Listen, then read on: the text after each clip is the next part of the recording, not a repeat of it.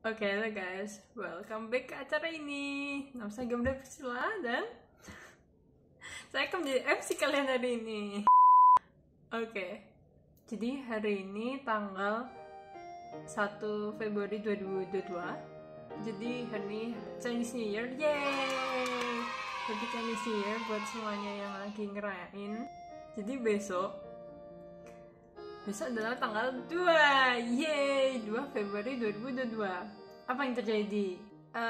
Jadi besok aku bakal sidang skripsi terakhir kalinya. Jadi bisa menentukan apakah aku bakal lulus atau enggak. Wow, kalau aku bisa lulus nih, maka aku akan ikut wisuda, yeay. Dan aku juga bakal lulus kuliah. Oke, so ini vlog aku untuk sidang skripsi. Sebenarnya aku pengen bikin vlog skripsi, jadi kayak dari awal sampai akhir, tapi waktu itu aku kurang termotivasi. Jadi ya ini bakal jadi vlog sidang, tapi aku bakal tetap ngomongin tentang skripsi aku dan bagaimana kayak perjalanan aku selama ngerjain skripsi ini. But anyway, so ini vlog aku bikin, nanti aku masukin internet, ya iyalah ya, supaya suatu hari nanti kalau aku udah tua, kayak aku lihat, oh wow, waktu aku masih muda aku ngelakuin ini ya, waktu itu perasaannya kayak gini ya. Dan I think karena ini sesuatu yang aku nggak mau lupain, makanya aku bikin video, terus nanti aku bakal upload ke YouTube. Ya, itu.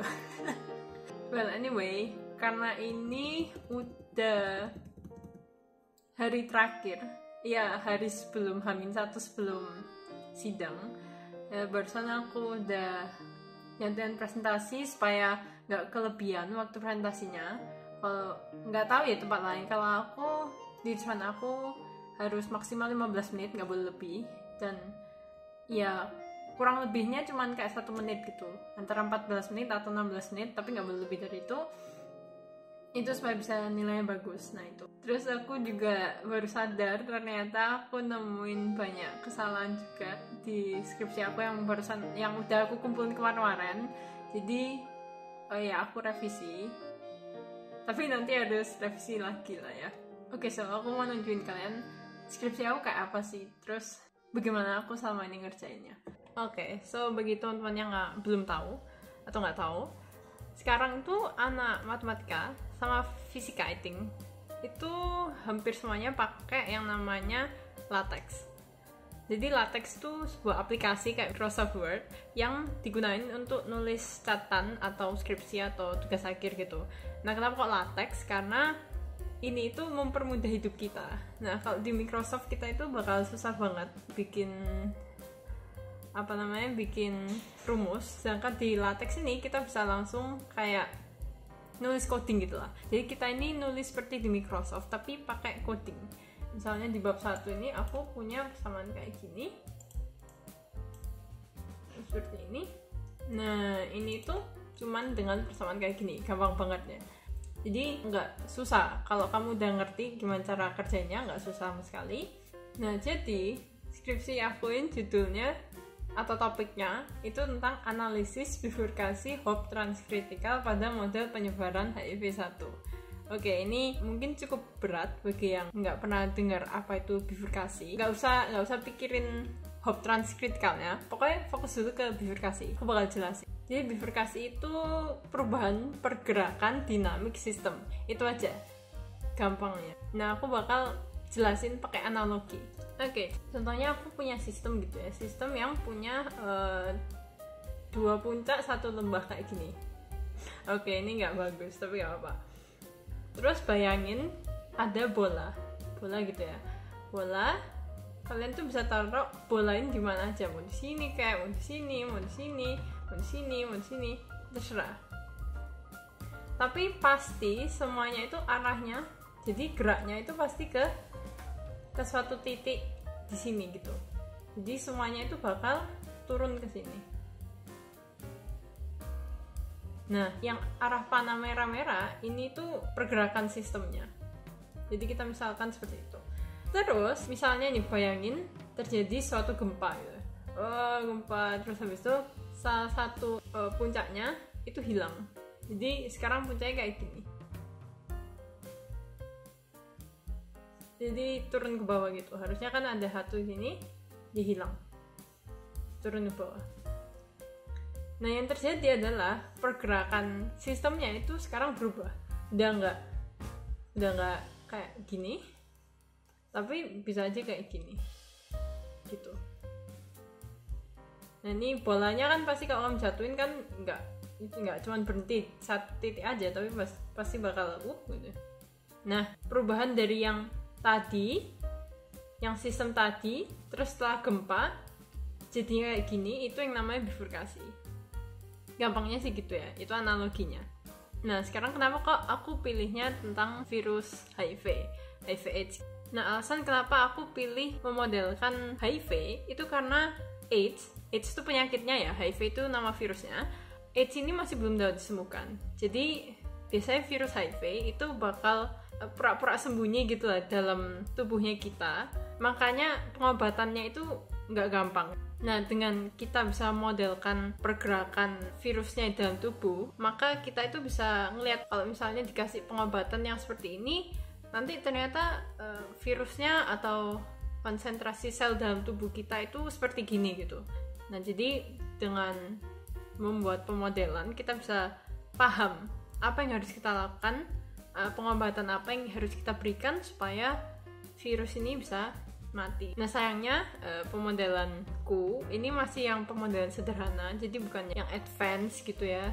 Tapi ini lumayan menarik. Oke, kembali lagi ke yang latex tadi. Jadi, kenapa kok kita permatematikawan atau fisikawan tuh pakainya latex gitu ya? Latex itu aplikasi, teks itu bahasa pemrogramannya. Jadi, pertama, yang hal positifnya itu kita nggak perlu susah-susah nulis. Jadi, rumusnya itu kita bisa tulis dalam bentuk coding dan itu gampang banget bikinnya. Terus juga yang paling enak itu kita nggak perlu kayak bikin daftar isi, daftar pustaka, daftar lampiran, daftar itu kita juga nggak perlu bikin referensi. Ya kita perlu sih, cuman kita nggak perlu nulisin referensinya, kita tinggal masukin codingnya gitu. Nanti sama latexnya itu yang bakal disusun sendiri. Jadi misalnya nih ya, kayak punya aku itu nggak perlu tulis satu-satu ini daftar isi, terus halaman judul, pernyataan, terus ini halaman-halamannya ini nggak perlu aku tulis semuanya itu langsung auto dari latexnya, dari codingnya yang aku udah dapetin gitu ya. Jadi kalau aku udah bikin chapter baru atau bab baru, nanti dia bakal munculin sendiri di daftar isinya bab 1 gitu.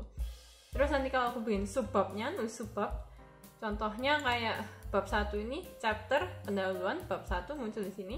Kalau section subbabnya latar belakang aku tulis kayak gini, nanti bakal langsung muncul di sini. Dan ini tuh langsung ke link. Jadi kalau aku pencet bisa langsung muncul PDF-nya gitu. Jadi ini advance-nya. Aku jujur waktu dulu kalau nulis tugas-tugas, aku paling nggak suka bikin ini halaman ngasih halaman di setiap halamannya karena susah banget, nggak tahu kenapa ya, mungkin yang lain tahu caranya tapi aku nggak tahu. Nah, ini karena pakai latex sekarang jadi mudah, nggak perlu mikirin tuh, semuanya langsung di latexnya sendiri. Tapi yang kerugiannya ini kan template-nya itu dapetin dari kakak kelas. Jadi biasanya kita minta ke kakak kelas, minta template-nya, nanti sama mereka dikasih. Nah, ini tuh udah ada semua. Tapi kadang itu template-nya itu seringkali tuh nggak sempurna. Jadi misalnya kalau kemarin yang aku alamin itu di daftar isi, lampiran ini tuh nggak mau keluar. Jadi apa yang aku harus lakuin? Ya aku harus baca template-nya, yaitu ini ya, codingnya ini ya, template-nya ini aku harus baca dan aku pahami supaya aku bisa nambah atau ngurangi coding-coding yang bisa munculin si lampiran ini. Jadi emang yang gak enaknya itu kalian harus ngertiin codingnya. Kalau nggak ngerti ya by the way, mungkin gak seberapa buat yang lain, tapi emang kekurangannya latex ini bener-bener jengkelin. Bayangin ya, aku dan teman-temanku ngabisin 2 hari cuman buat ngilangin spasi di sini supaya jadi kayak gini 2 hari.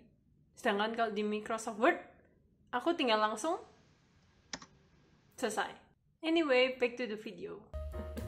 Ya, tanya di internet banyak banget kok, atau tanya teman. Jadi karena ini kan ngerjain skripsinya sama-sama, tentunya ada teman-teman yang sama-sama ngerasain hal yang sama, jadi kita biasanya saling bantu. Kayak, oh codingnya ini kurangnya kayak gini, harusnya gimana ya. Jadi kayak misalnya PDF-nya kurangnya kayak gini, terus gimana? Jadi codingnya kita baca, terus kayak ini harus tambahin ini dikurangin ini. Nah kayak gitu-gitu. Oke, jadi itu sekilas apa yang aku kerjain dan yang aku bahas di skripsiku ini. And let's see what we'll do besok. Besok sidangnya. Oke, see you besok. Hari ini sidangnya. Oh no guys, saya mulai deg-degan. Oke, bye guys, aku harus sidang keluar.